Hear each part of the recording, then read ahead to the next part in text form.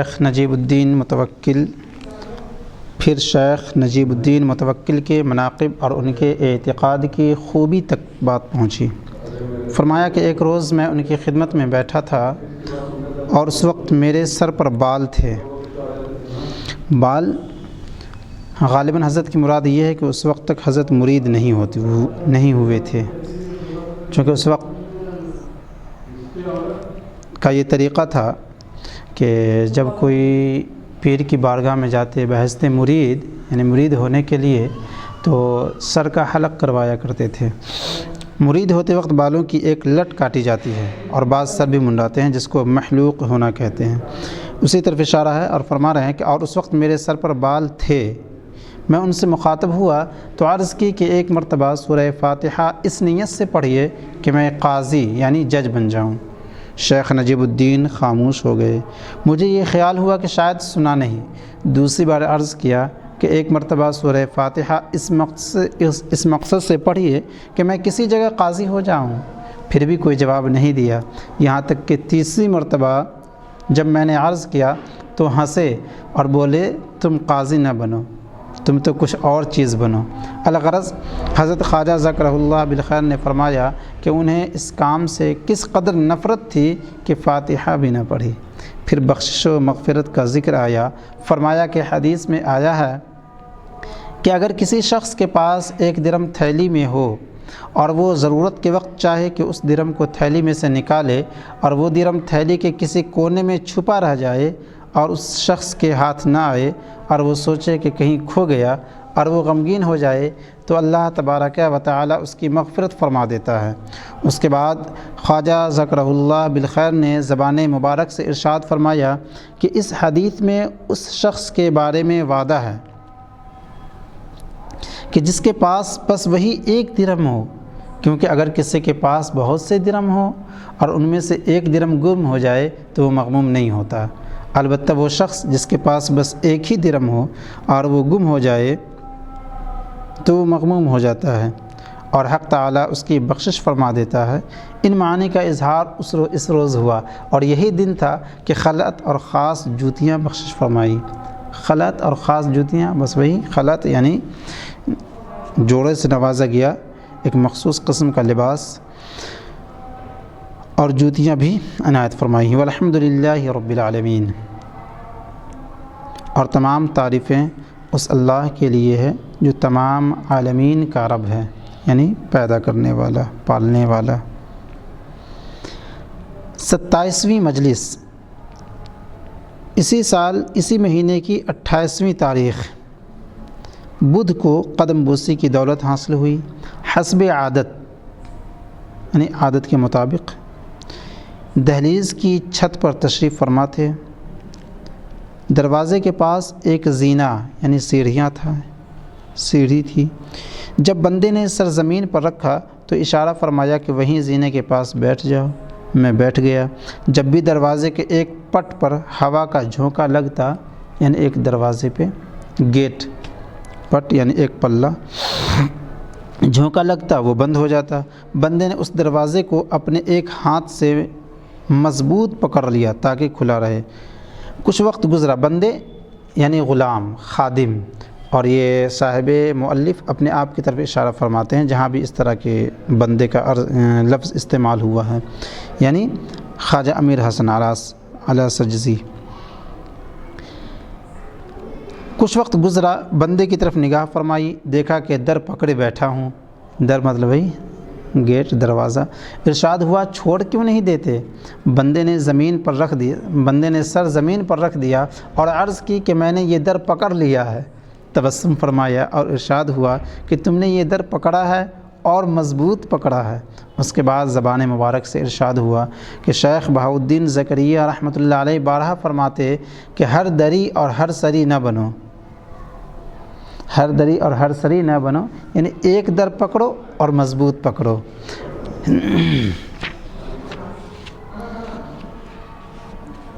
اس کے بعد حکایت بیان فرمائی کہ ایک روز صبح کے وقت کوئی دیوانہ ایک دروازے پر کھڑا تھا۔ جب دروازہ کھولا گیا تو خلقت باہر آئی، یعنی مخلوق۔ ہر شخص کسی جانب روانہ ہو گیا، کوئی دائیں طرف، کوئی بائیں طرف، کوئی سامنے، ہر ایک کسی طرف چلا گیا۔ دیوانے نے جب یہ دیکھا تو بولا کہ یہ لوگ پراگندہ اور الگ الگ اور مخالف جاتے ہیں، جبھی تو کسی ٹھکانے پر نہیں پہنچتے۔ اگر سب ایک راہ جائیں تو مقصود تک پہنچ جائیں۔ ایک راہ یعنی ایک راستے ہی پر جائیں، یعنی ایک طرف ہو کر جائیں، ایک راہ پر جائیں یعنی ایک راستے پر چلیں تو مقصود تک پہنچ جائیں، یعنی اپنے مقصد تک پہنچ جائیں جو ان کا ہدف ہے۔ قلت طعام کا ذکر نکلا یعنی کم کھانا، اور اس بات کا کہ بھرے پیٹ پر کچھ کھانے کا کیا نفع نقصان ہے، یعنی کیا فائدہ اور کیا خسارہ ہے۔ پھر زبان مبارک سے ارشاد فرمایا کہ بھرے پیٹ کچھ کھانا دو آدمیوں کے سوا کسی کے لیے درست نہیں۔ بھرے پیٹ میں کھانا دو آدمی کے علاوہ کسی کے لیے درست نہیں، یعنی کوئی بھی آدمی جس کا پیٹ بھرا ہوا ہو وہ کھانا نہ کھائے، اس کے لیے درست اور روا نہیں ہے۔ ہاں البتہ وہ انسان، وہ شخص، وہ ایسے دو اشخاص جو بھرے ہوئے پیٹ میں بھی کھا سکتے ہیں، ان کے لیے درست ہے۔ وہ کون سے انسان ایسے دو اشخاص ہیں، ان کا تذکرہ۔ ایک تو وہ جس کے ہاں کوئی مہمان آیا ہوا ہو، اگرچہ وہ شخص سیر ہو چکا ہو، یعنی آسودہ ہو، اس کا شکم سیر ہو، پیٹ بھرا ہوا ہو، تاہم اس خیال سے کہ مہمان کچھ کھا لے، اس کو جائز ہے کہ کسی قدر بھرے پیٹ پر بھی مزید کھا لے، یعنی اور بھی زیادہ تھوڑا اور کھا لے، مزید مطلب زیادہ۔ دوسرے وہ روزے دار جس کے لیے سحری کا سامان نہ ہو اور وہ جانتا ہو کہ سحری کے وقت کوئی چیز نہ ہوگی، اگر وہ چھکا ہوا ہونے پر بھی کچھ کھا لے تو جائز ہے۔ یعنی ایک ایسا آدمی ہے جو دن میں روزہ رکھتا ہے اور صبح سحری میں، یعنی صبح میں اٹھتے وقت، صبح اٹھ کر کے جو فجر سے پہلے رات کے اخیر حصے میں کھاتے ہیں، تو اس وقت اسے یقین ہے کہ اس وقت مجھے کچھ کھانے کو ملے گا نہیں، اور وہ روزہ دار ہے یعنی روزہ رکھتا ہے، تو ایسے شخص کے لیے جائز ہے، درست ہے کہ کھانا کھائے ہوئے پہ رات میں اور کوئی پوچھے یا میسر ہو تو کھا سکتا ہے۔ پھر مسنون دعاؤں کا ذکر نکلا، فرمایا کہ اگر کوئی شخص کسی مصیبت اور بلا میں گرفتار ہو کہ اس کے کسی علاج سے بھی وہ مصیبت اور بلا دفع نہ ہوتی ہو، تو جمعہ کے روز عصر کی نماز کے بعد سے غروب کے وقت تک کسی کام میں نہ لگے، سوائے ان تین اسما کے ذکر کے، اور ان تینوں کو ایک ساتھ پڑھے۔ وہ تین اسم یہ ہیں: یا اللہ، یا رحمان، یا رحیم، ضرور اس رنج سے خلاصی مل جائے گی۔ یعنی کوئی انسان ایسا ہے کہ جو کسی مصیبت میں گرفتار ہو گیا اور اس سے نکلنے کی کوئی صورت نظر نہیں آ رہی ہے، تو ان کے لیے فرما رہے ہیں کہ وہ عصر کے بعد، روزانہ عصر کی نماز کے بعد سے شروع کرے اور غروب آفتاب تک یا اللہ، یا رحمان، یا رحیم کا ذکر کرتا رہے، اور اس کے علاوہ کوئی تیسرا کام نہ کرے۔ 28ویں مجلس اسی سال ماہ شوال کی 8ویں تاریخ ہفتے کو قدم بوسی کی سعادت تک رسائی ہوئی۔ اس روز اس ادنا غلام یعنی حسن علاسچزی نے ان معانی کے جمع کرنے کا حال عرض کیا۔ ان معانی کے یعنی جو بھی محبوب الہی علیہ رحمت الرضوان اپنے زبان مبارک سے ارشاد فرماتے تو یہ لکھ لیا کرتے تھے، تو اب تک اپنے شیخ مرشد محبوب الہی علیہ رحمت سے آپ نے تذکرہ نہیں کیا تھا، انہیں بتایا نہیں تھا، تو آج وہ بتا رہے ہیں۔ نے ان معانی کے جمع کرنے کا حال عرض کیا۔ بڑا اچھا وقت اور بڑی باراحت خلوت تھی، یعنی بڑا خوش مزاج، بہت اچھے مزاج میں پیر و مرشد لگ رہے تھے، اور خلوت و تنہائی بھی اچھی تھی۔ بندے نے سر زمین پر رکھا اور گویا ہوا، یعنی ادب بجا لایا اور گویا ہوا اور عرض گزار ہوئے کہ میری ایک عرض داشت ہے، یعنی میرا ایک عریضہ ہے، اگر حکم ہو تو پیش کروں۔ ارشاد ہوا ضرور کہو۔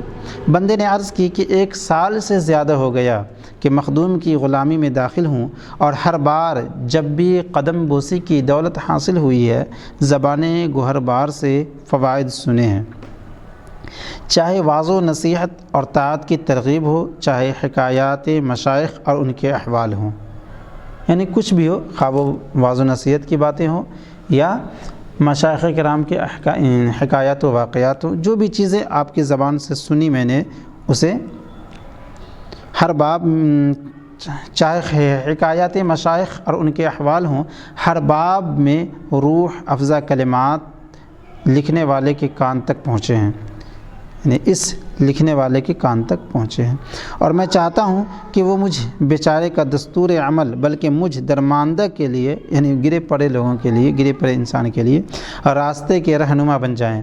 یعنی آپ کی زبان سے جو کلمات نکلتے ہیں، پند و نصائح ہو یا واقعات ہو بزرگان دین کے، کچھ بھی ہو، یہ سب کے سب میں جو قلم بند کرتا ہوں تاکہ میرے جیسے ادنا انسان کے لیے رہنما اور رہبر بن جائیں۔ ان کو اپنی فہم کے بقدر میں نے قلم بند کر لیا ہے، یعنی اپنی سمجھ کے مطابق اسے میں نے لکھ لیا ہے، اس لیے بھی کہ بارہا زبان مبارک پر آیا ہے کہ کتاب مشائخ اور ان کے ارشادات جو انہوں نے سلوک کے بارے میں فرمائے ہیں نظر کے سامنے رکھنی چاہیے۔ بس کوئی بھی مجموعہ میرے مخدوم کے جاں بخش ملفوظات سے زیادہ نہیں ہو سکتا، پس اس وجہ سے بندے نے جو کچھ بھی زبان مبارک سے سنا جمع کر لیا اور اب تک اس کا اظہار نہیں کیا ہے۔ حکم کا منتظر ہوں کہ کیا فرمان صادر ہوتا ہے، یعنی کیا فرمان جاری ہوتا ہے۔ جب خواجہ ذکر اللہ بالخیر نے عرض داشت سنی تو حکایت بیان فرمائی کہ جب میں حضرت شیخ الاسلام فرید الدین قدس اللہ سرہ العزیز کی خدمت میں پہنچا تو یہی بات میرے دل میں بھی آئی تھی کہ جو کچھ حضرت کی زبان مبارک سے سنا کروں گا لکھ لیا کروں گا۔ اول روز دست بوسی کی دولت ملی تو پہلی بات جو شیخ سے سنی یہ تھی کہ زبان مبارک سے فرمایا، اے آتش فراقت دلہا کباب کردہ، سیلاب اشتیاقت جہاں خراب کردہ، یعنی اے کہ تیرے فراق کی آگ نے دلوں کو خراب کر دیا، اے کہ تیرے فراق کی آگ نے دلوں کو کباب کر دیا اور تیرے اشتیاق کے سیلاب نے جانوں کو کھنڈر کر رکھا ہے۔ اس کے بعد میں نے چاہا کہ قدم بوسی کے اشتیاق کا حال حضرت کی خدمت میں کچھ عرض کروں، مگر حضرت شیخ کی موجودگی کے رعب نے مجھ پر غلبہ کیا، یعنی حضرت کا چہرہ اتنا باروب تھا، اثر و رسوخ والا تھا کہ میں کچھ کہہ نہ سکا، صرف اس قدر کہہ سکا کہ حضور عالی کی قدم بوسی کا اشتیاق بہت ہی غالب ہو گیا تھا۔ جب شیخ نے رعب کا اثر مجھ پر دیکھا تو یہ لفظ زبان مبارک پر آیا، لکل داخل دہشت، لکل داخل دہشت، ہر آنے والا کچھ مرعوب ہوتا ہے۔ الغرض اس روز شیخ سے میں نے جو کچھ سنا اپنے مقام پر واپس آنے کے بعد اسے لکھ لیا۔ اس کے بعد جب بھی کچھ سنتا اس کو میں قلم بند کر لیتا، یعنی لکھ لیتا، یہاں تک کہ یہ بات میں نے شیخ کو بتائی۔ چنانچہ بعد میں جب کبھی کوئی حکایت یا کوئی نکتہ بیان فرماتے تو پوچھ لیتے کہ تم موجود ہو۔ اس درجے کا اہتمام تھا کہ اگر میں موجود نہ ہوتا تو جب 2 بار خدمت میں حاضر ہوتا، یعنی دوبارہ خدمت میں حاضر ہوتا تو وہ فائدہ جو میری غیر موجودگی میں بیان فرمایا تھا اس کے دہراتے۔ اس کے بعد خواجہ ذکر اللہ بالخیر نے فرمایا کہ میں نے ایک کرامت دیکھی کہ انہی دنوں میں ایک شخص نے مجھے سفید کاغذ یکجا مجلد کیے ہوئے دیے، میں نے وہ لے لیے اور شیخ الاسلام کے فوائد سب ان پر لکھ لیے۔ اوپر لکھا کہ سبحان اللہ والحمد للہ ولا الہ الا اللہ واللہ اکبر ولا حول ولا قوت الا باللہ العلی العظیم۔ اس کے بعد وہ کلمات جو شیخ سے سن چکا تھا لکھے اور ابھی تک وہ مجموعہ میرے پاس ہے۔ یہ احوال بیان فرمانے کے بعد بندے سے فرمایا کہ وہ کاغذ جن پر تم نے لکھا ہے لائے ہو؟ بندے نے عرض کی جی ہاں لایا ہوں۔ ارشاد ہوا لاؤ۔ بندے نے 6 شیٹ کاغذ جن پر لکھ چکا تھا لا کر دست مبارک میں دے دیے، انہیں مطالعے کا شرف عطا فرمایا اور تعریف فرمائی۔ ارشاد ہوا کہ اچھا لکھا ہے، اور جیسے جیسے پڑھتے جاتے فرماتے جاتے اچھا لکھا ہے۔ ایک دو جگہ میں نے جگہ خالی چھوڑ دی تھی، پوچھا خالی جگہ کیوں چھوڑی ہے؟ عرض کی کہ یہ حروف اچھی طرح سمجھ میں نہیں آئے تھے۔ شفقت فرمائی اور ہر بات کا بقیہ حصہ بیان فرمایا۔ وہ کلمات مکمل ہو گئے۔ یہ تھی اس روز کی شفقت و رحمت اور شکستہ پروری۔ الحمدللہ رب العالمین۔ پھر باری تعالیٰ کے فضل و رحمت کا ذکر آیا کہ خلق کے قیاس کے خلاف کارسازی فرماتا ہے، خلق کے قیاس کے خلاف کارسازی فرماتا ہے، یعنی انسان سوچتا کچھ ہے اور انسان جو چیز سوچتا ہے اس کے برخلاف اللہ تبارک و تعالی کام کرتا ہے۔ دیکھیں اس کے بعد حکایت بیان فرمائی کہ خلفائے بغداد میں سے کسی خلیفے نے ایک جوان کو قید کیا۔ اس جوان کی ماں خلیفہ کی خدمت میں آئی اور روئی دھوئی کہ اس کے بیٹے کو چھوڑ دیں۔ خلیفہ بولا کہ میں نے حکم دے دیا ہے کہ اس کو مستقل قید میں رکھا جائے جب تک کہ میری آل میں سے یعنی میری اولاد میں سے ایک آدمی بھی خلیفہ رہے گا، تیرا بیٹا قید خانے میں رہے گا۔ میں نے اس طرح کا حکم دے دیا ہے۔ بڑھیا نے جب یہ سنا تو آنکھوں میں آنسو بھر لائی اور آسمان کی طرف منہ اٹھا کر بولی کہ خلیفہ نے تو خود یہ حکم دے دیا، اب تو کیا حکم کرتا ہے؟ خلیفہ نے یہ بات سنی اور اس کا دل پلٹ گیا، فرمان جاری کیا کہ بڑھیا کے بیٹے کو رہا کر دیں۔ اس کے بعد ایک قیمتی گھوڑا بڑھیا کے بیٹے کو عطا کیا اور حکم دیا کہ اس جوان کو عطا کردہ گھوڑے پر سوار کرا کے بغداد میں گشت کرائیں یعنی پھرائیں، اور اس کے سامنے یہ پکارتے چلیں کہ یہ اللہ کا آزاد کردہ ہے خلیفۃ اللہ کے حکم کے خلاف، یہ اللہ کی عطا ہے خلیفہ کی مرضی کے خلاف۔ پھر مرید کی قابلیت اور پیر کی بخشش کا ذکر آیا۔ اس درمیان حکایت بیان فرمائی کہ شیخ الاسلام فرید الدین قدس اللہ سرہ العزیز کے مریدوں میں سے ایک شخص یوسف نامی تھے۔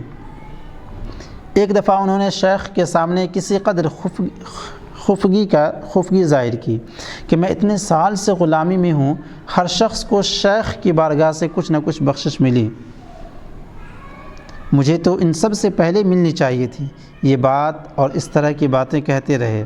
شیخ الاسلام نے فرمایا کہ میری طرف سے کوئی کمی نہیں ہے، تیری طرف سے بھی تو استعداد اور قابلیت ہونی چاہیے، اور نہ میں اپنے پاس سے دیتا ہوں، اگر خدا تعالی ہی نہ دے تو اس کو کیا کیا جائے۔ مرید اسی طرح شکایت کرتا رہا، یہاں تک کہ اس درمیان شیخ کی نظر ایک چھوٹے سے کم عمر لڑکے پر پڑی۔ اس سے فرمایا کہ آؤ۔ جہاں شیخ تشریف فرما تھے اس کے سامنے اینٹوں کا ڈھیر لگا رکھا تھا۔ شیخ نے اسی چھوٹے بچے سے کہا کہ جاؤ ان اینٹوں میں سے ایک اینٹ ہمارے لیے لے آؤ۔ بچہ گیا اور ایک سالم اینٹ یعنی مکمل اینٹ جو ٹوٹا ہوا نہ تھا، اینٹ شیخ کے سامنے لا کر رکھ دی۔ ایک مرید شیخ کی خدمت میں بیٹھے تھے۔ شیخ نے دوبارہ اس بچے سے کہا کہ جاؤ ایک اور اینٹ ان مرید کے لیے بھی لے آؤ۔ وہ بچہ گیا اور پھر ایک سالم اینٹ یعنی مکمل اینٹ ان مرید کے سامنے رکھ دی۔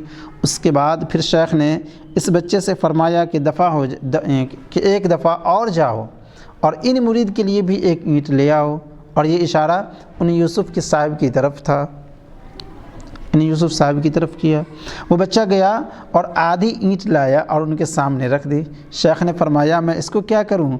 کیا میں نے یہ اپنی طرف سے کیا ہے؟ چونکہ تمہاری قسمت میں اتنا ہی تھا تو میری کیا ذمہ داری۔ 29ویں مجلس اسی سال ماہ شوال کی 20ویں تاریخ جمعرات کو قدم بوسی کی دولت حاصل ہوئی۔ شیخ عثمان حرب آبادی رحمۃ اللہ علیہ کی حکایت آئی۔ زبان مبارک سے فرمایا کہ یہ بہت بڑے بزرگ تھے، ان کی ایک تفسیر ہے۔ اس کے بعد فرمایا کہ وہ غزنین میں رہتے تھے، سبزی پکاتے اور بیچتے، شلغم اور چقندر اور اسی طرح کی سبزیوں کی دیگ پکاتے اور بیچتے۔ اس کے بعد غیبی عنایت کے بیان میں یہ شعر زبان مبارک پر آیا: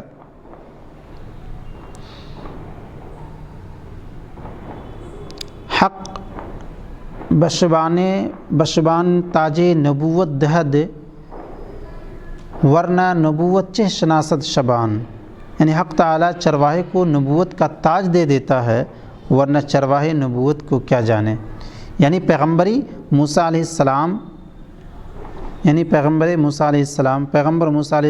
اس کے بعد ان کے احوال میں سے بیان فرمایا کہ اگر کوئی آتا اور کھوٹا درم یعنی کھوٹا سکہ ان کو دیتا اور جو کچھ انہوں نے پکایا ہوتا اسے خریدتا تو وہ اس درم کو لے لیتے، اور اگرچہ جانتے ہوتے کہ کھوٹا ہے مگر خریدار کے سامنے کچھ نہ کہتے، اور جو کھرا درم لاتا تو اس کو بھی کھانا دیتے، یہاں تک کہ خلق کو یہ خیال ہو گیا کہ ان کو کھرے کھوٹے کی تمیز نہیں ہے، اور بہت لوگ آتے اور کھوٹے درم دے دیتے اور وہ کھرے کی طرح لے لیتے اور ان پر ظاہر نہ کرتے اور کھانا ان کے حوالے کر دیتے، تاکہ ان کے انتقال کا وقت آیا۔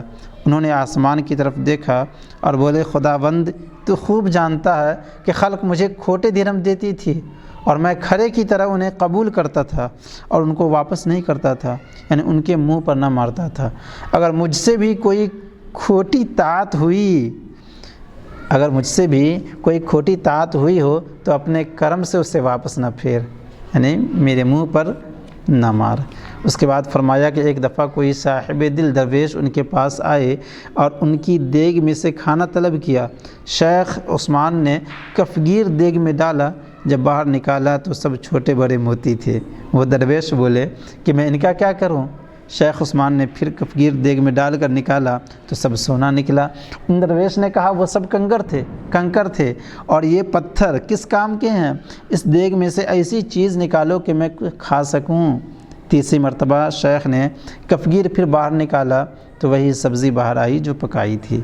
ان درویش نے جب یہ حال دیکھا تو شیخ سے کہا، اب تمہیں اس جگہ زیادہ نہیں رہنا چاہیے۔ اس کے چند روز بعد ہی شیخ عثمان رحمۃ اللہ علیہ دنیا سے رخصت ہو گئے۔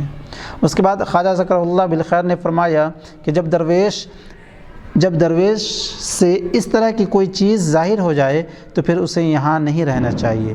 اور حکیم سنائی نے اس بات کو نظم کیا ہے، اپنا جان افروز جمال زیادہ نہ دکھا، اور اگر دکھایا ہے تو جا کالا دانہ جلا۔ تیرا وہ جمال کیا ہے تیری مستی، اور تیرا وہ کالا دانہ کیا ہے تیری ہستی۔ اس کے بعد زبان مبارک سے فرمایا کہ جو کچھ اولیاء ظاہر کر دیتے ہیں وہ ان کی مستی کی وجہ سے ہوتا ہے کہ وہ اصحاب سکر ہیں، برخلاف انبیاء کے کہ وہ اصحاب سہو ہیں۔ سنائی اس کو مستی کہتا ہے، یعنی جب بھید کھول دیا تو پھر جانے میں دیر نہیں کرنی چاہیے۔ اس بات کو اس عبارت میں کہا ہے، تیرا وہ جمال کیا ہے تیری مستی، اور تیرا وہ کالا دانہ کیا ہے تیری ہستی۔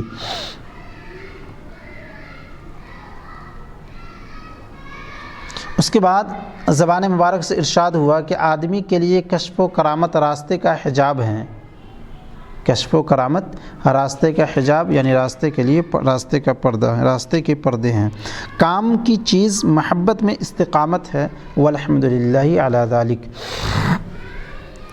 30ویں مجلس اسی سال ماہ ذی القعدہ کی 23ویں تاریخ پیر کے دن قدم بوسی کی سعادت حاصل ہوئی۔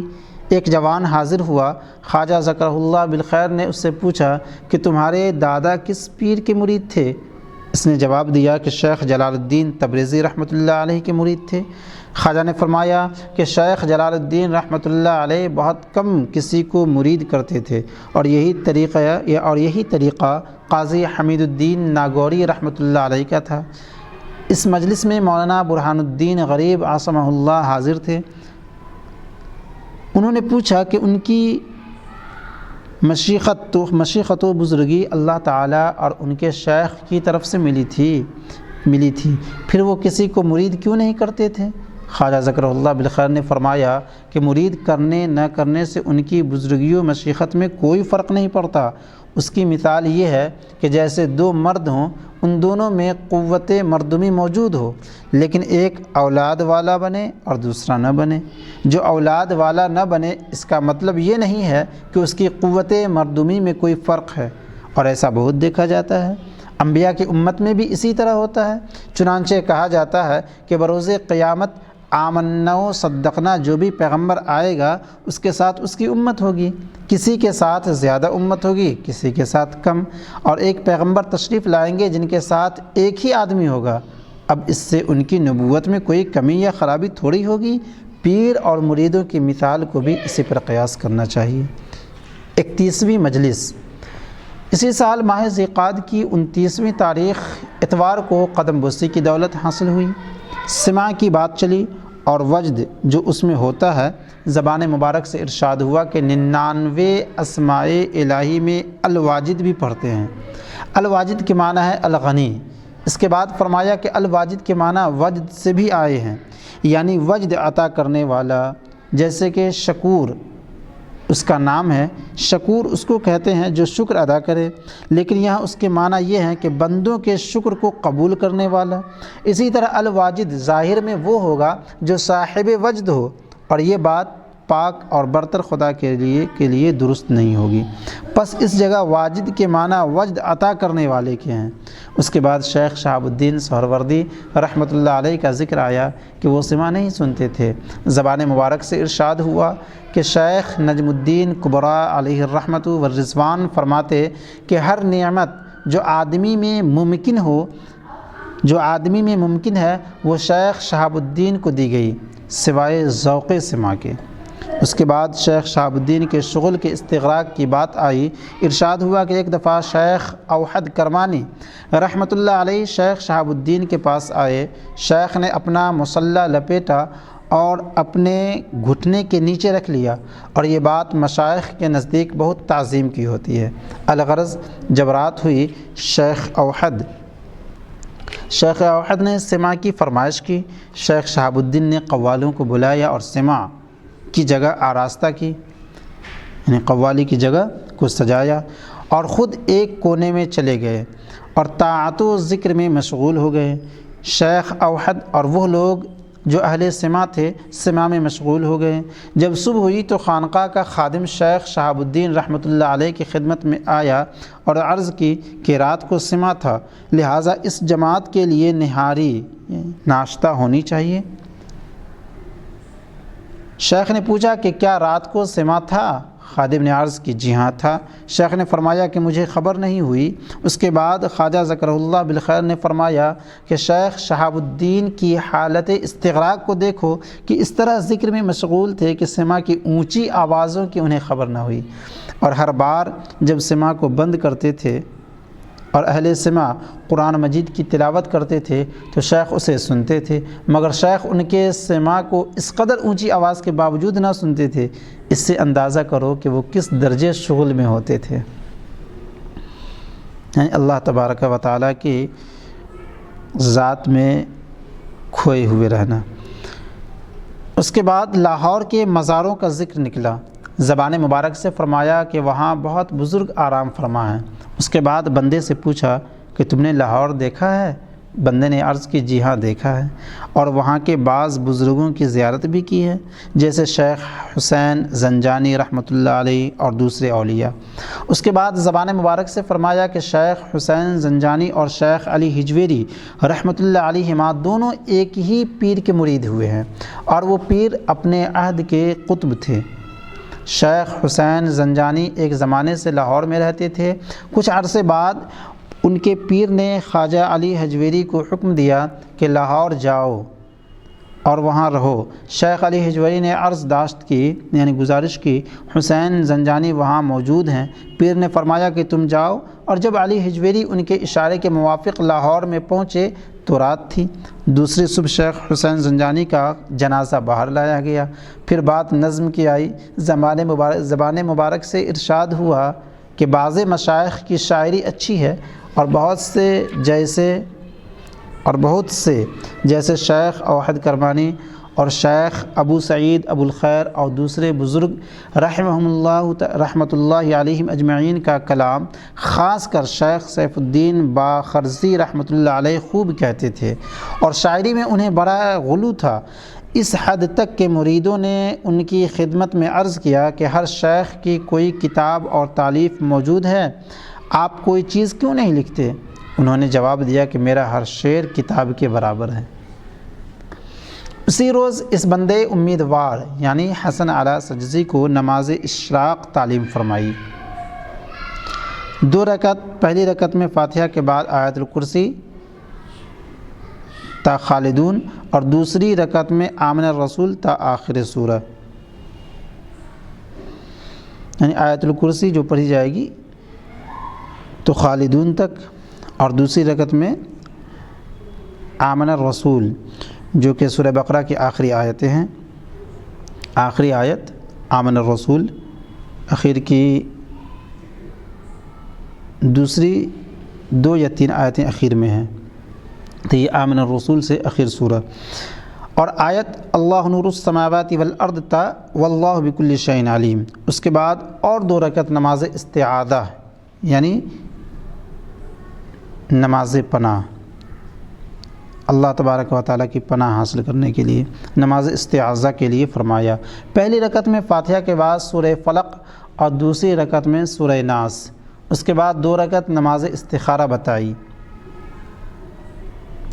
پہلی رکعت میں فاتحہ کے بعد سورہ کافرون اور دوسری رکعت میں فاتحہ کے بعد سورہ اخلاص، اور ان دوگانہ نمازوں کے فوراً بعد جو دعائیں آئی ہیں ان کا حکم فرمایا۔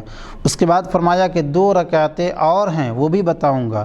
یہ بات زبان مبارک سے فرمائی اور آنکھوں میں آنسو بھر لائے، اور فرمایا کہ جس روز شیخ الاسلام فرید الدین قدس اللہ سرہ العزیز نے مجھ سے نماز اشراق کے لیے فرمایا تھا، پہلے یہی 6 رکعتیں بتائی تھیں، اور ارشاد ہوا تھا کہ 2 اور بھی بتاؤں گا۔ 32ویں مجلس۔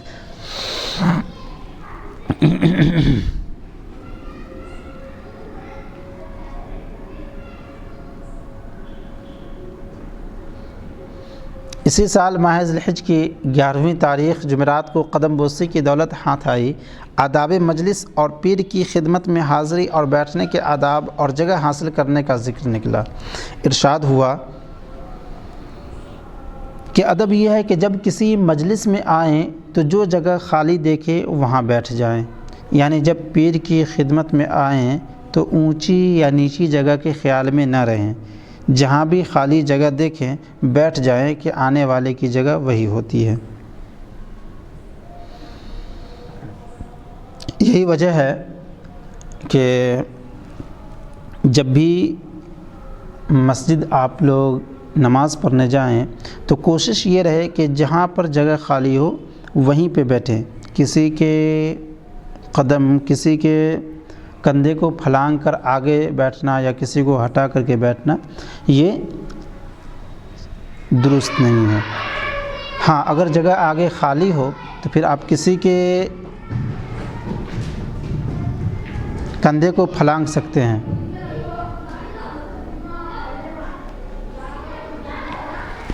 ارشاد ہوا کہ ادب یہ ہے کہ جب کسی مجلس میں آئیں تو جو جگہ خالی دیکھیں وہاں بیٹھ جائیں، یعنی جب پیر کی خدمت میں آئیں تو اونچی جگہ یا نیچی جگہ کے خیال میں نہ رہیں، جہاں بھی خالی جگہ دیکھیں بیٹھ جائیں کہ آنے والے کی جگہ وہی ہوتی ہے۔ پھر فرمایا کہ ایک دفعہ رسول علیہ الصلاۃ والسلام کسی جگہ تشریف رکھتے تھے اور صحابہ حلقہ بنائے سرکار کے اطراف بیٹھے تھے۔ اتنے میں 3 آدمی حاضر ہوئے، ایک کو اس دائرے میں جگہ مل گئی، وہ فوراً وہاں آ کر بیٹھ گیا، دوسرے کو اس حلقے میں جگہ نہیں ملی، وہ دائرے کے پیچھے بیٹھ گیا، تیسرے نے وہاں سے منہ موڑا اور واپس چلا گیا۔ تھوڑی دیر بعد پیغمبر علیہ الصلاۃ والسلام نے فرمایا کہ ابھی جبریل علیہ السلام آئے اور مجھے خبر دی کہ خدا تعالیٰ فرماتا ہے کہ جو شخص آیا اور اسے حلقے کے اندر جگہ مل گئی اور وہاں بیٹھ گیا، ہم اسے اپنی پناہ میں جگہ دیتے ہیں، اور جس کو دائرے میں جگہ نہیں ملی، دائرہ مطلب احاطہ، اور جس کو دائرے میں جگہ نہیں ملی اور وہ شرما کے حلقے کے پیچھے بیٹھ گیا، شرما کر کے حلقے کے پیچھے بیٹھ گیا، ہم اس سے شرماتے ہیں۔ کل قیامت کے دن اس کو رسوا نہیں کریں گے کہ جو شخص منہ پھیر کر چلا گیا، ہماری رحمت بھی اس سے منہ موڑتی ہے۔ اس کے بعد خواجہ ذکرہ اللہ بالخیر نے فرمایا کہ ادب یہ ہے کہ جو بھی آئے مجلس میں جہاں جگہ خالی پائے بیٹھ جائے، اور اگر جگہ نہ ہو تو حلقے کے پیچھے بیٹھے، بیچ میں نہیں بیٹھنا چاہیے کہ جو بیچ میں بیٹھتا ہے وہ ملعون ہوتا ہے، یعنی لعنت کیا گیا، جس پر لعنت ہو۔ 33ویں مجلس اسی سال ماہ ذی الحجہ کی 21ویں تاریخ اتوار کو ہاتھ چومنے کا شرف حاصل ہوا۔ قرآن کی تلاوت اور ترتیل اور اس کے پڑھنے کا جو حق ہے اس کا ذکر آیا۔ زبان مبارک سے فرمایا کہ جب پڑھنے والے کو کسی آیت پر ذوق اور راحت حاصل ہو تو چاہیے کہ اس کی تکرار کرے اور راحت پائے، یعنی خوشی حاصل کرے، سکون حاصل کریں۔ اس کے بعد فرمایا کہ تلاوت اور سماع کے دوران جو سعادت حاصل ہوتی ہے اس کی 3 قسمیں ہیں: انوار، احوال اور آثار، اور یہ 3 عالموں سے نازل ہوتی ہیں۔ اور یہ 3 عالم کون سے ہیں؟ یہ ہیں ملک اور ملکوت اور ان دونوں کے درمیان جبروت۔ ملکوت اور ان دونوں کے درمیان جبروت۔ اور وہ 3 سعادتیں جو نازل ہوتی ہیں یہ تینوں ارواح اور قلوب اور اعضاء پر اترتی ہیں۔ پہلے انوار جو ملکوت سے ہوتے ہیں ارواح پر، اس کے بعد احوال جبروت سے قلوب پر، پھر آثار ملک سے اعضاء پر۔ یعنی اول سماع کے حال میں انوار نازل ہوتے ہیں، عالم ملکوت سے ارواح پر۔ اس کے بعد جو کچھ دل میں کیفیت ہوا اور جو کچھ دل میں کیفیت حواس احوال جو کچھ دل میں کیفیت ہو اسے احوال کہتے ہیں۔ اور وہ عالم جبروت سے ہوتے ہیں۔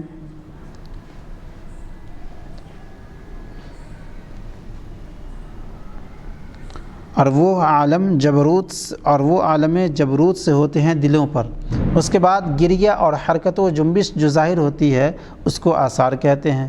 اور وہ اثر عالم ملک سے ہوتا ہے اعضاء پر۔ والحمدللہ رب العالمین۔ پھر صدقے کا تذکرہ آیا۔ فرمایا کہ اگر صدقے میں 5 شرطیں موجود ہیں تو بلا شبہ وہ صدقہ قبول ہو جائے گا۔ اور ان 5 شرطوں میں سے 2 صدقہ دینے سے پہلے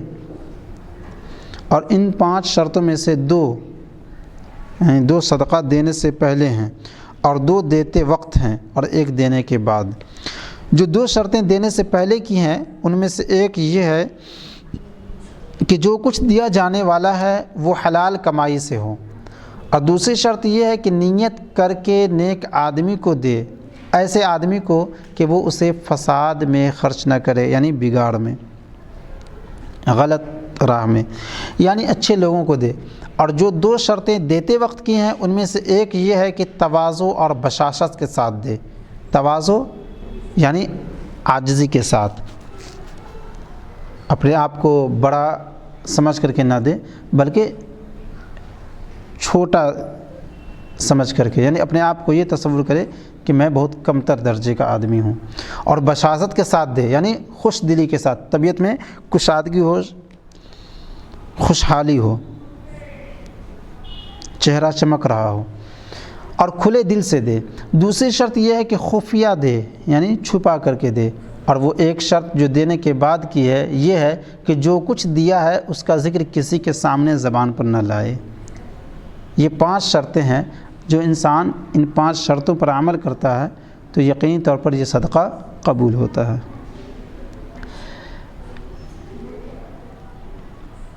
ان شرائط کے ساتھ دوسری شرط یہ ہے کہ خفیہ دے، اور وہ ایک شرط جو دینے کے بعد کی ہے یہ ہے کہ جو کچھ دیا ہے اس کا ذکر کسی کے سامنے زبان پر نہ لائے اور اس کو بیان نہ کرتا پھرے۔ ان شرائط کے ساتھ جو صدقہ ہوگا مقبول ہوگا۔ اس کے بعد فرمایا کہ صدقہ ہوتا ہے اور صدقہ ہوتا ہے، یعنی صاد کے زبر اور پیش کے ساتھ۔ صدقہ تو ہم کو معلوم ہی ہے، لیکن صدقہ جو صاد کے پیش کے ساتھ ہے دین مہر کو کہتے ہیں، اور یہ دونوں معانی صدق و محبت کا تقاضا کرتے ہیں۔ یعنی جو شخص نکاح کرنا چاہتا ہے اسے لازماً صدق و محبت پیدا کرنا چاہیے، پس وہ مہر کو درمیان لاتا ہے، یہ صدقہ ہے۔ اور جو راہ حق میں کوئی چیز دیتا ہے تو وہ بھی حضرت کی محبت میں دیتا ہے، صدق محبت کے سبب اس کا نام بھی صدقہ ہے۔ اس کے بعد امیر المؤمنین ابو بکر صدیق رضی اللہ تعالیٰ عنہ کی حکایت بیان فرمائی، وہ 40,000 دینار حضرت رسالت مآب کی جناب میں لائے۔ ترجمہ: 40,000 دینار کا شکرانہ و نذرانہ عشق کو کیلو کملی کے ساتھ باریاب کرتے ہیں۔ اور اس کا قصہ یہ ہے کہ اس روز حضرت ابوبکر صدیق رضی اللہ تعالیٰ عنہ کے گھر میں 40,000 دینار موجود تھے۔ یہ سب کے سب رسول علیہ الصلاۃ والسلام کی خدمت میں لے آئے۔ مصطفیٰ علیہ الصلاۃ والتحیہ نے دریافت فرمایا کہ بچوں اور گھر والوں کے لیے کیا چھوڑا؟ فرمایا کہ خدا کافی ہے اور اس کا رسول۔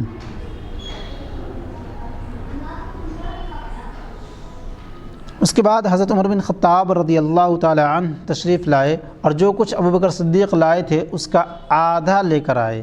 پیغمبر علیہ الصلاۃ والسلام نے فرمایا کہ بچوں اور گھر والوں کے لیے کیا چھوڑ کر آئے ہو؟ بولے آدھا لے آیا ہوں، آدھا گھر والوں کے لیے چھوڑ دیا ہے۔ اس کے بعد پیغمبر علیہ الصلاۃ والسلام نے ان کے بارے میں نذرانے کی نسبت سے ان کا مرتبہ متعین فرمایا۔ اس کے بعد حضرت ابوبکر صدیق رضی اللہ تعالیٰ عنہ کی کرامت کے بارے میں حکایت بیان فرمائی کہ جس روز وہ 40,000 دینار لائے تھے، کملی اوڑھے ہوئے تھے اور کیل سے اسے جوڑے رسول علیہ الصلاۃ والسلام کی خدمت میں حاضر ہوئے تھے رسول علیہ السلام کی خدمت میں حاضر ہوئے تھے۔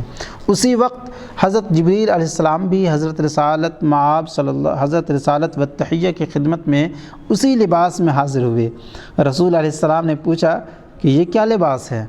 حضرت جبریل بولے یا رسول اللہ، آج تمام فرشتوں کو حکم ہوا ہے کہ ابو بکر صدیق رضی اللہ تعالیٰ عنہ کی موافقت میں گلیم اوڑھیں اور اس میں کیل لگائیں۔ اس کے بعد خواجہ ذکرہ اللہ بالخیر یہ 2 مصرع زبان مبارک پر لائے۔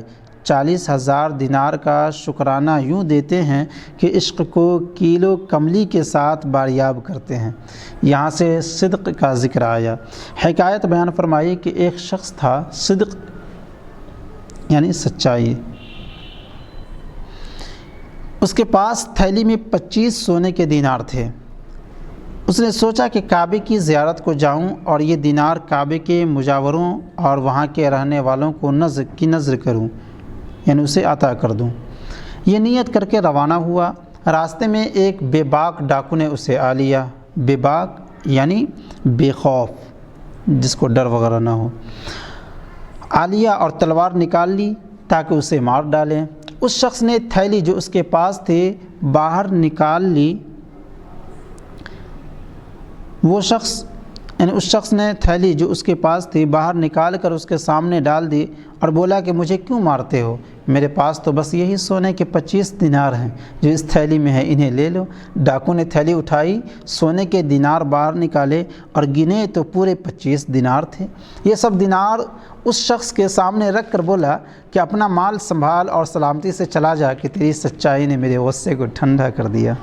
اس کے بعد تصدق کے معنی کے بارے میں حکایت بیان فرمائی۔ تصدق صدقہ کہ ایک دفعہ امیر المؤمنین عمر خطاب رضی اللہ تعالیٰ عنہ نے کسی شخص کو گھوڑا عنایت فرمایا تھا اور وہ گھوڑا اس کے پاس سوکھ کر کانٹا ہو گیا تھا۔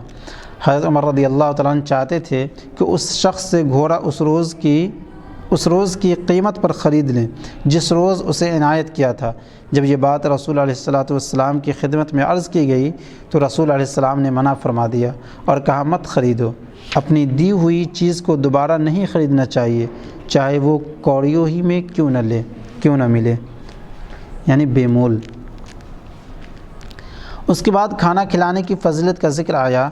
ارشاد ہوا کہ کسی بزرگ نے فرمایا ہے کہ 1 درہم کا کھانا تیار کرا کے رفیقوں کے سامنے رکھنا، یعنی دوستوں کے سامنے رکھنا، اس سے بہتر ہے کہ 20 درہم صدقہ کیے جائیں۔ کھانا کھلانے کی فضیلت میں یہ حکایت بھی بیان فرمائی کہ ایک شخص تھا صاحب حال درویش، وہ بخارا کے صدر جہاں کے پاس آیا اور کہا کہ میرا شہر کے بادشاہ کے پاس کچھ کام ہے، تم سفارش کر دو اور میرا کام کرا دو۔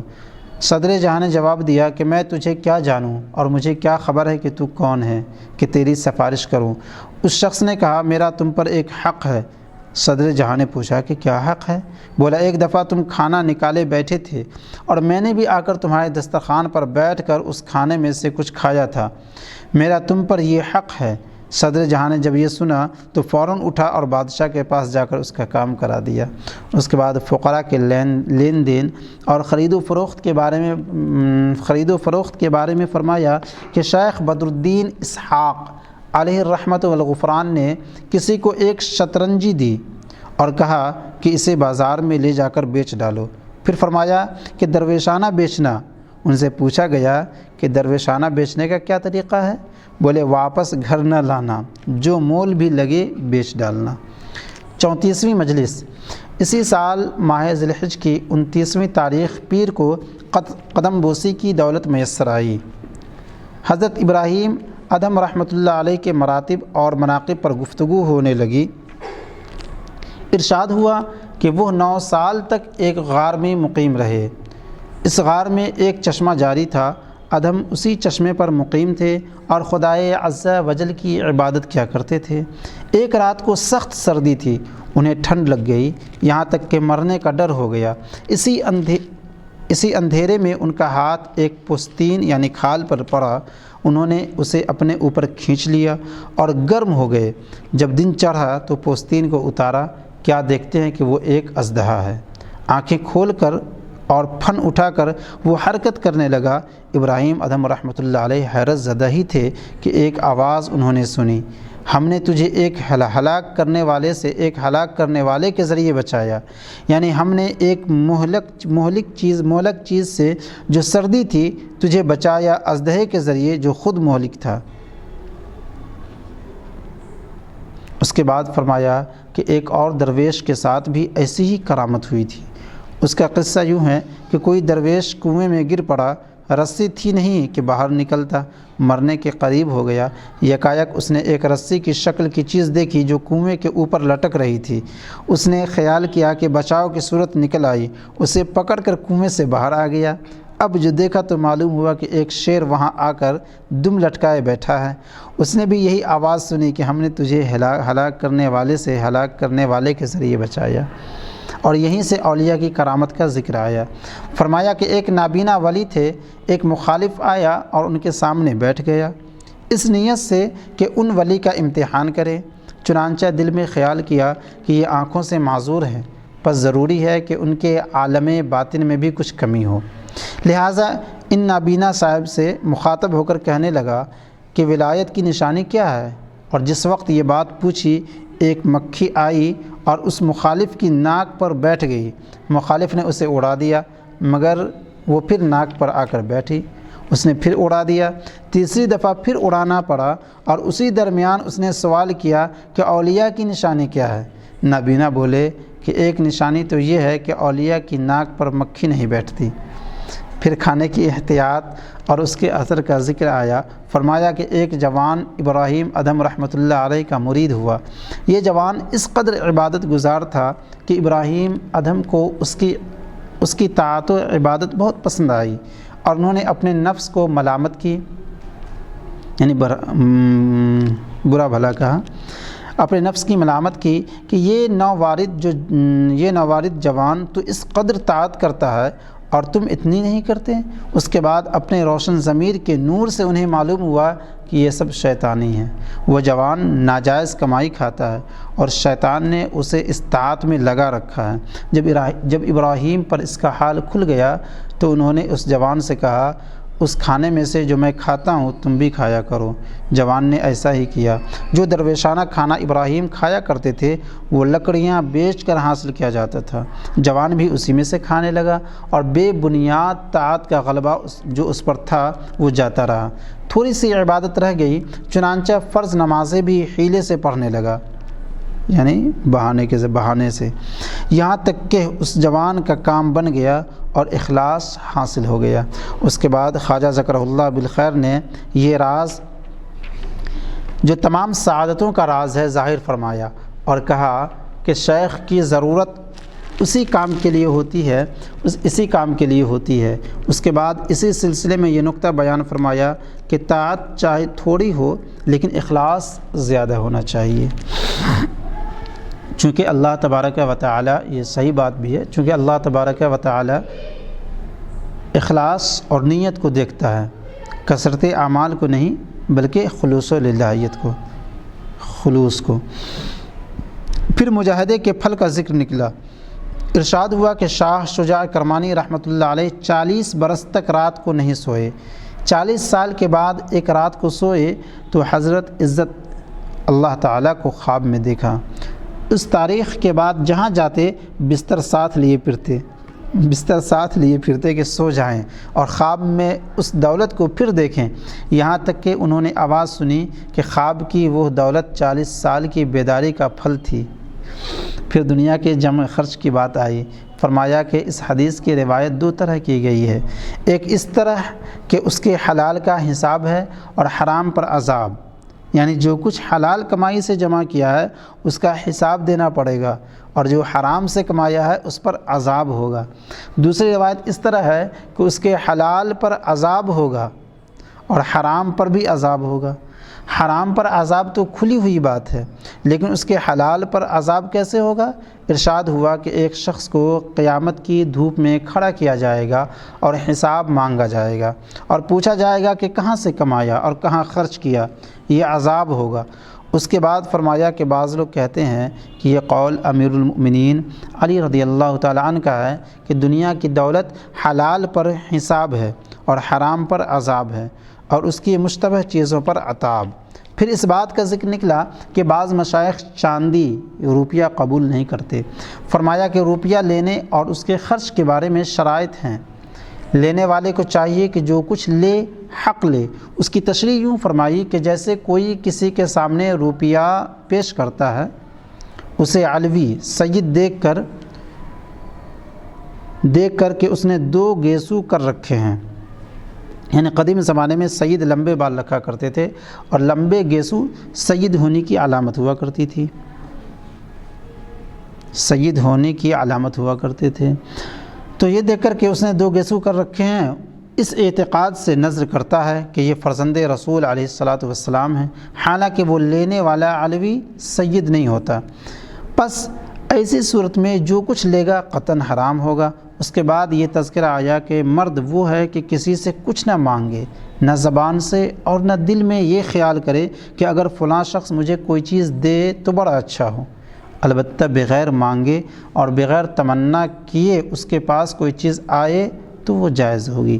اس درمیان ایک بزرگ کی حکایت بیان فرمائی، وہ فرماتے کہ میں کسی سے کچھ نہیں مانگتا اور دل میں لالچ بھی نہیں رکھتا، لیکن اگر کوئی شخص مجھے کچھ دیتا ہے تو میں لے لیتا ہوں، اب وہ دینے والا مثلاً شیطان ہی ہو۔ خواجہ ذکر اللہ بالخیر نے تبسم فرمایا اور کہا کہ ان بزرگ نے اسی طرح کہا ہے۔ اس کا مطلب یہ تھا کہ جو شخص بھی مجھے کوئی چیز دیتا ہے میں اسے لے لیتا ہوں، مجھے کیا خبر کہ وہ کون ہے یا کہاں سے لایا ہے، بس اتنا کافی ہے کہ میں خود اس کی خواہش نہیں رکھتا۔ پھر انبیاء علیہم السلام کے احوال کا ذکر آیا کہ ہر پیغمبر کو انتقال کے وقت اختیار دیا جاتا ہے، فرمان ہوتا ہے کہ تمہیں اختیار ہے، اگر تم چاہتے ہو کہ کچھ اور دن دنیا میں رہو تو رہو اور اگر نہیں چاہتے تو انتقال کرو۔ چنانچہ حضرت مصطفیٰ علیہ السلام کی رحلت کے وقت حضرت عائشہ صدیقہ حضرت عائشہ رضی اللہ تعالی عنہ نے دل میں خیال کیا کہ کسے خبر کہ رسول علیہ السلام اس میں خوش ہیں کہ کچھ عرصے اور صحابہ کے درمیان رونق افروز رہیں، یا اس میں خوش ہیں کہ عالم بقا کو سدھاریں، یعنی عالم برزخ، عالم بقا یعنی ہمیشگی کی زندگی اختیار کریں۔ یہ بات دل میں سوچی اور رسول علیہ السلام والتحیہ کی طرف ٹکٹکی باندھ کر دیکھنے لگیں۔ رسول علیہ والتحیہ نے زبان مبارک سے ارشاد فرمایا، رسولوں کے اور صدیقوں اور شہداء اور صالحین کے ساتھ تیری رحمت سے اے سب سے بڑے مہربان۔ یہ فوائد الفواد کا ایک جز تھا جو قلم بند کیا گیا شروع شعبان کی ابتدا سن 707 سے ذی الحج 708 ہجری کے آخر تک کہ 1 سال 5 ماہ کی مدت ہوتی ہے۔ اگر خدائے عز و جل چاہے گا تو جو اور کچھ ان کے انمول بولوں سے سنا جائے گا اسی طرح لکھا جائے گا، بشرطے کہ اللہ تعالیٰ چاہے اور مدد فرمائے اور اچھی توفیق دے۔ وآخر دعوانا ان الحمد للہ رب العالمین۔